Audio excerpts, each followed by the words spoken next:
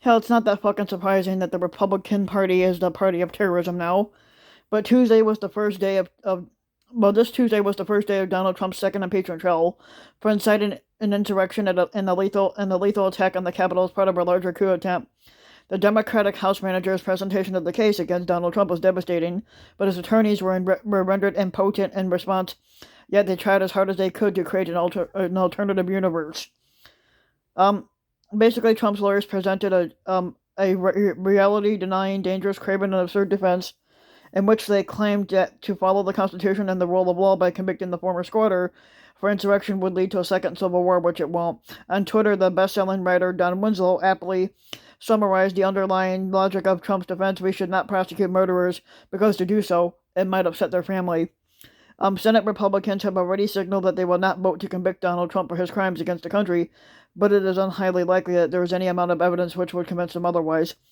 And why, at this fucking point, they have pledged their fucking allegiance and sycophantic stuff to Donald Trump.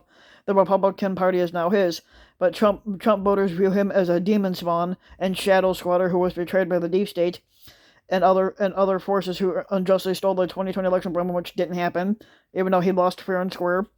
Trumpism, like today's version of conservatism, more generally is a type of religious politic. As such, the Trumpists will punish any Republican officials who dare to criticize Trump in any way, and most importantly, the Republicans in Congress overwhelmingly agree with Donald Trump's neo-fascist, anti-democratic policies.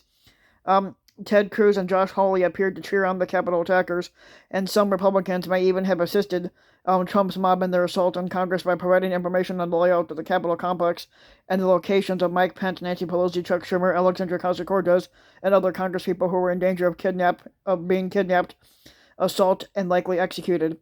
But Trump may no longer be squatter, but his hold over the Republican Party and its voters remains largely intact.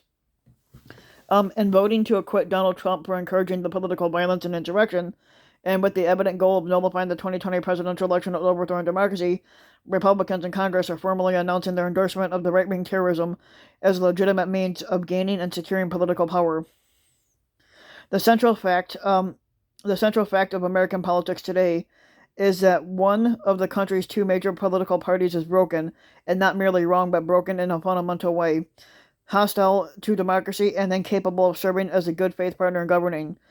Trump repeatedly attempted to overturn a legitimate election in an effort that culminated in inciting a mob that threatened the lives of members of Congress, and yet Republicans in that body cannot bring themselves to inflict the appropriate constitutional punishment for this kind of offense, even after he has left office and is no longer needed to get judges confirmed and tax cuts passed.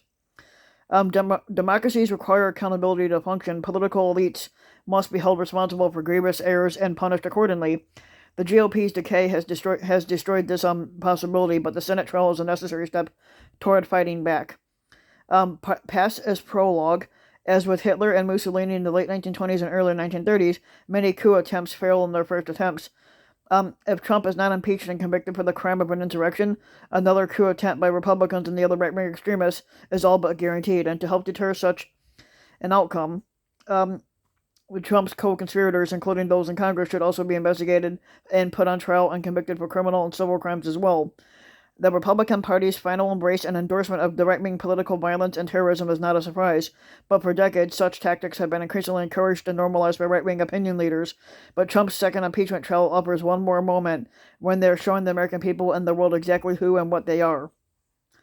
The Republican Party today is all about one thing: using democracy to destroy democracy, and in the name of their thwarted autocratic leader, they don't want to make deals. They want to take and take, and they want to take and take, and that is all. You don't make deals with that. If you're the Democrats, you defeat it using the majorities majorities of the millions of voters and grassroots activists that are labored to provide you. You pass legislation by hook or by crook that improves people's lives, whether they want it to or not. FDR's Tennessee Valley Authority program is instructive. You win and you make things better for people, and you wait for the light bulb moment to arrive. And today's GOP is a beast. You don't negotiate with rabid dogs, and you're damn fucking full if you fucking try. But there's an old saying that if there are 11 people seated at a dinner table with the fascists, and none of them are denouncing the fascists, then there are 12 fascists at that table. That is the Republican Party in a fucking nutshell.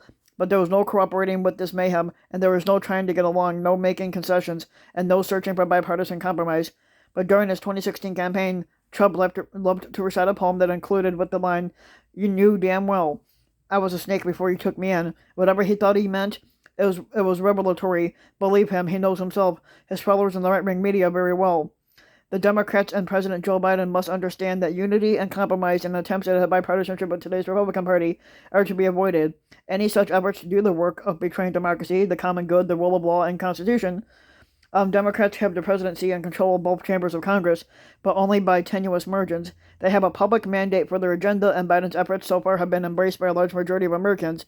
But after the horrors of the age of Trump, the Democrats must use their power for the common good, and more important still, they must accept that today's Republican view politics as a life and death struggle where winning is everything and not a give and take governed by shared values.